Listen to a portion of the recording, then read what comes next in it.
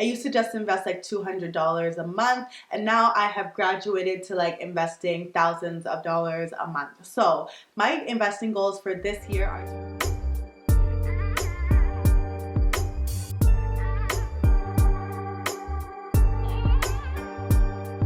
Hi everyone, welcome to my channel. My name is Reni. If you're new here, welcome. And if you're a returning subscriber, welcome back. I'm really excited that you're here and watching this video. And if you don't know me yet, I am Reni and I create content about financial literacy, career development, and lifestyle. And again, I am so grateful and glad that you are here.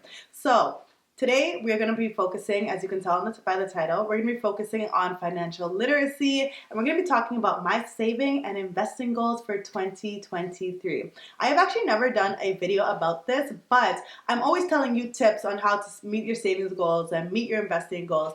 But how can I not be showing you my own goals? Obviously, my accountability group knows my goals, but I've never directly shown them on my YouTube channel. So I got this comment up here and I was like, okay, let me just share it. So if you like this kind of content and you're interested to seeing how much I'm saving and investing in 2023, keep watching this video. Let's get into the first category. The first category will be investing, and y'all know I have been investing since I was 18 years old. I used to just invest like $200 a month, and now I have graduated to like investing thousands of dollars a month. So my investing goals for this year are to invest $26,800. And you may be like, Reni, that's such a random number, but that is the number that I have planned to invest this year, and hopefully I will be able to invest even more if some extra money comes my way. But that is the bare minimum that I plan to invest this year, and here's how I plan to do it. The first thing is investing for my retirement goals. So as many of you know, I am self-employed, but focusing on my retirement is something that I really have been doing for the past year or so. And I made a video here last year showing how I'm investing for my retirement, but I am using my RRSP. RRSP is a registered retirement savings plan, and in this account you can invest for retirement, and your investments or your money is tax deferred. So basically you don't pay the tax rate that you would be paying now, you pay the tax rate that you will be paying whenever you are retiring. So that is what I am doing, and my goal for this year is to invest $6,000 into my RRSP. Again, that is a registered retirement savings plan, and if you want me to do a whole video on this account, I can do it. It is a great account and it can help you lower your taxable income this year as well. So I like to break down my goals into very simple and easy to achieve tasks. That's the advice I always give to you all. So of course I follow it myself. So again, my goal is to invest $6,000 this year into my RRSP, and to do this I put $500 on the first day of every month into my RRSP. This is an automatic transfer from my checking account directly into my investment account, and I have nothing to do with this. This is a robo-advisor that does this on my behalf. So it goes from my checking account to my investing account, and the robo-advisor invested in low-cost ETFs on my behalf. I've been doing this for a year, and so far I think I have around like $7,000 something in this account. So far so good. We're preparing for retirement slowly but surely, and investing in some ETFs in order to do that. So that is the first goal that I have. If you want to see my updated portfolio and how it's performed over the past 12 months that I've had it, I can do that video. Again, just leave it down below and I will get that done for you. The other portion is $20,800, and I plan to invest that through my TFSA, which is the tax-free savings account.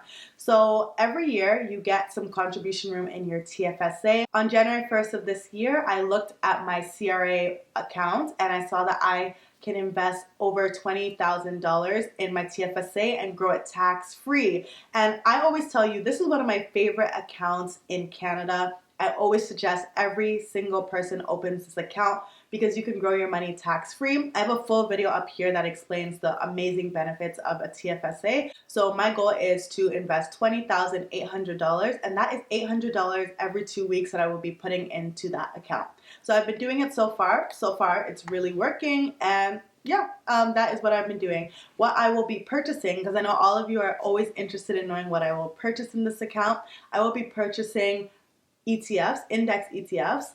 I will be purchasing tech stocks, and some bank stocks as well. So that is a well-rounded portfolio that I'm building. And if you want more details on how to build this well-rounded portfolio, you can watch this video up here, which details how to invest during these like uncertain times that we're currently in, because right now things are a little shaky, but I have continued to invest throughout the entire pandemic, and I'm so glad that I have. I also forgot to add that my TFSA will be done through my TD Direct Investing account, so I use that account to just purchase some stocks, especially the American stocks. I definitely use my TD Direct Investing account. A lot of people also ask me how I track my goals. So one way that I track my goals is through my savings plans that I have shared with all of you over the past 2 or 3 years. I've been sharing my savings plans with you, and I have them available. If you use the link in my description box, you can download them all for free. But this year I've taken it a step further. The savings plans are great for when you have one goal, and like say you want to save $20,000 in a year. I use that every 2 weeks. I check off how much I've been saving. Okay, that's great. However, I find that if you have multiple goals, it can get a bit confusing when you're using the savings tracker. So I decided to make my own financial goal tracker, which I have now been selling on Etsy. Thank you to everyone who purchased. This is my first digital product, and it means a lot to me that people actually purchased it and have been using it and loving it. And everyone in my accountability group has been using it as well, and so far they really like it. So I have been using this to track my financial goals. Okay, so here's the tracker, and again, it is available on Etsy if you would like to purchase it. And all I do is I use the bi-weekly tracker because that is the cadence at which I invest and which I save. In the notes section here, I've detailed all that I want to invest and all that I want to save here. And again, I always tell people, write down your goals. Don't just have them in mind. It's great to have them in mind, but if you write them and put pen to paper, you're more likely to achieve them. So I definitely write them down in this notes section. You can see here that I will be investing over $26,000 this year, and I will be purchasing index funds, tech stocks, and index ETFs. Then I inputted my goals for the year. So my goal for the year is $6,000 that I want to save this year and invest $26,000. So I put it there. And then if I scroll down, every 2 weeks, it tells me exactly how much I need to invest in order to make that goal by the end of the year. So yeah, every 2 weeks, I put in how much I've actually invested, and then it will calculate over here and tell me how much I have saved and invested and how close I am to my goal. So right now for my savings goal, I'm already at 25% of my goal. So I'm ahead of schedule because I've been putting a little extra in. And when it comes to my investing, I'm at the 12% mark. So I'm almost at 13%. So I'm right on track with my goals. So I share all this to say that if you are somebody who has financial goals this year and you have multiple goals and it's easier for you to use a tracker that separates them, you can download my tracker at the link in my description box. One thing I really like about this tracker is that it encourages you and you can see how close you are to your total goal. Okay, so let's get into my next category, which is saving. If you have been following me for a while, you know that I heavily focus on my investing, not so much on my saving, but this year I've made it a priority to save a little sum. So I'm going to be sharing what I'm saving for this year. A lot of you know that I had an emergency fund that I built up when I quit my job, and now I just like to add a little bit more to my emergency fund every month just to make sure that I am, I still have money there because I've had to tap into it sometimes. So I add a little bit more each month so that I always have a good reserve in that account.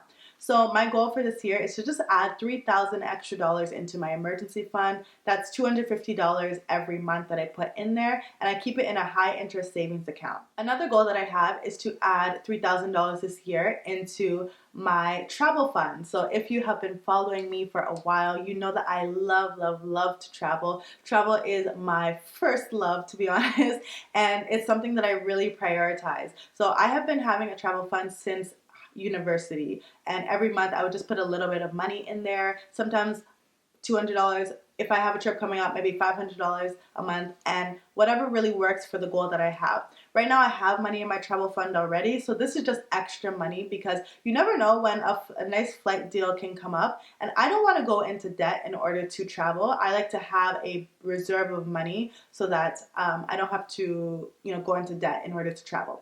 So that is what I plan to do, and that would make my savings goals for the year $6,000 in total. I haven't actually finalized this, but I actually do want to get LASIK eye surgery. So if you don't know, I've been wearing glasses since the age of, I think, 13 or so, since I was in grade 7.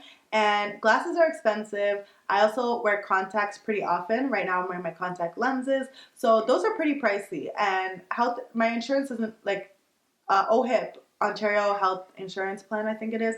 That's our universal insurance that we have here. They do not cover my glasses or my contacts. So I would love to get LASIK eye surgery. Honestly, it's not at the top priority of my list, so I haven't actually started saving towards it.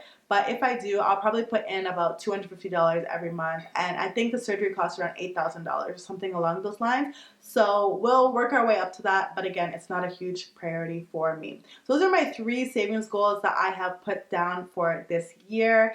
And yeah, I would love to hear what your savings goals are for 2023. I know in my accountability group, some people are saving for their wedding. Some people are saving to purchase a house. Some people are saving to purchase a new phone. Some people are saving to purchase a new car. Whatever your goal is, I would love to know what it is. And you can leave a comment down below and I would love to talk about it. The last thing that I want to focus on is how I'm actually planning to achieve these goals. So it's one thing for me to say that I'm doing them and I've broken them down, but how am I actually doing it? So the first thing is I set up separate accounts for every single goal. So my travel fund is in one account, my emergency fund is in another account, my LASIK eye surgery fund will be in another account. And I do this so that I don't get confused by the different goals and I can actually track how I'm doing for every single goal that I have. The next thing that I'm doing is I am paying myself first. So all of these accounts that I mentioned, they are automated and the transfers come out on payday. So for my investing, for example, on the first of every month, the money comes out of my account and goes into whatever account.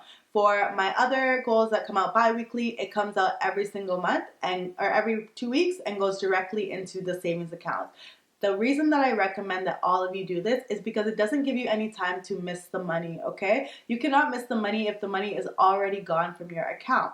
So that is what I have been doing. It's before you pay your bills, before you pay for all the fun things that you want to do for the month, before you pay for anything else, you pay yourself first. So the last thing that I'm doing in order to achieve my savings goals and my investing goals this year is I have created a realistic values-based budget, and also I'm tracking it on a weekly basis. So what I would do before is I would just create a budget and it would be some like aspirational goals that I would love to spend only $100 a month eating out on food, right?